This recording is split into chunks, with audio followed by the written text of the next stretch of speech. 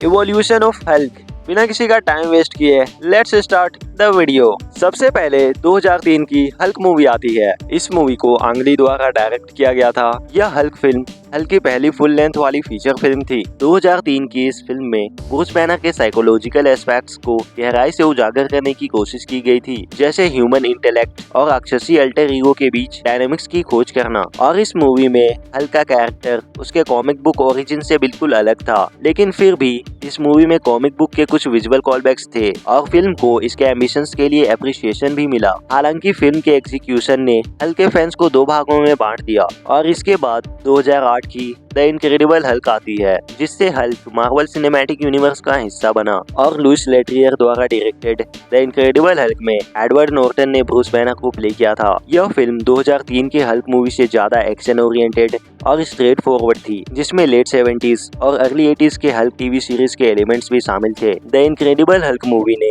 Hulk को MCU में set किया और हल्क की स्टोरी लाइन को स्टेबलाइज किया, जो एमसीयू की अपकमिंग मूवीज में कंटिन्यू हुई। लेकिन फिर भी अभी तक एमसीयू में द इनक्रेडिबल हल्क की सोलो मूवी रही है। और द इनक्रेडिबल हल्क के बाद एडवर्ड नॉर्टन को भी मार्क रफेलो से रिप्लेस कर दिया गया। और इसके बाद आती है 2012 की द अवेंजर्स मूवी। और 2012 की द अवेंजर्स मूवी में हमें पहली बार Mark Ruffalo as Bruce Banner देखने को मिला। इस फिल्म में हल्क को एक बेकाबू और गुस्सैल राक्षस के रूप में दिखाया गया था, और साथ ही में ब्रूस बैनर के स्ट्रगल को भी बताया गया था कि कैसे वो उसे कंट्रोल करता है। एंड अवेंजर्स की टीम और स्पेशली टोनी स्टार्क उसके कैरेक्टर डेवलपमेंट का कोर बने। और इसके बाद 2013 की आयरन मैन 3। हालांकि हल्क का कैरेक्टर इस मूवी में प्रेजेंट नहीं था, पर फिर भी मूवी में एक इम्पोर्टेंट पोस्ट क्रेडिट सीन है जो ब्रूस बैनर और टोनी स्टार्क की क्लोज फ्रेंडशिप बॉन्ड को दिखाता है, जो उनकी डायनामिक्स को आगे की फिल्मों में भी प्रभावित करता है। और इसके बाद आती है 2015 की Avengers as of Ultron. Avengers as of Ultron में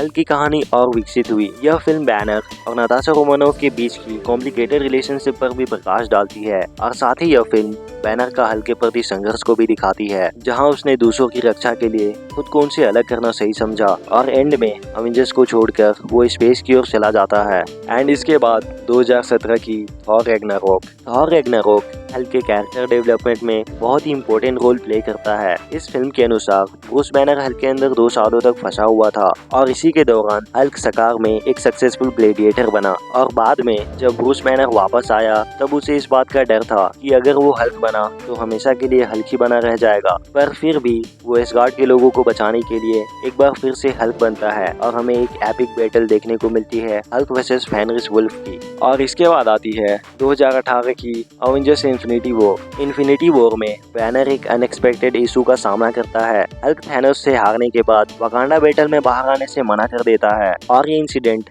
हल्क और ब्रूस बैनर के रिश्ते में एक नई परत जोड़ता है। और इसके बाद आती है 2019 की अवेंजर्स एंड गेम। हल्क के कैरेक्टर डेवलपमेंट में अवेंजर्स एंड गेम एक माइलस्टोन सिग्निफिकेंट रोल प्ले करता है। यह फिल्म हमें प्रोफेसर हल्क से इंट्रोड्यूस कराता है, जो हल्क की बॉडी और बैनर के दिमाग से मिलकर बना है। यह परिवर्तन बैनर की सेल्फ एक्सेप्टेंस और उसके बदले हुए अल्टर ईगो पर महारत हासिल करने का प्रतीक था।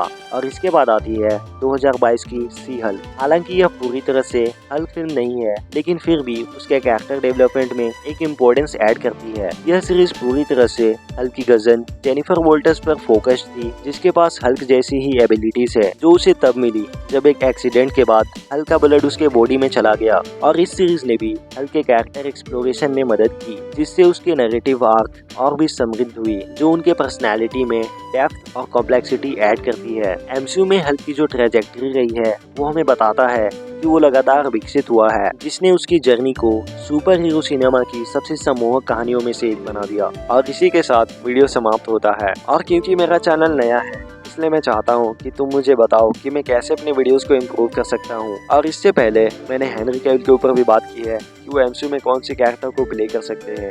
अगर तुम्हें मेरा वीडियो अच्छा लगा तो उस वीडियो को भी जरूर से चेकआउट करना।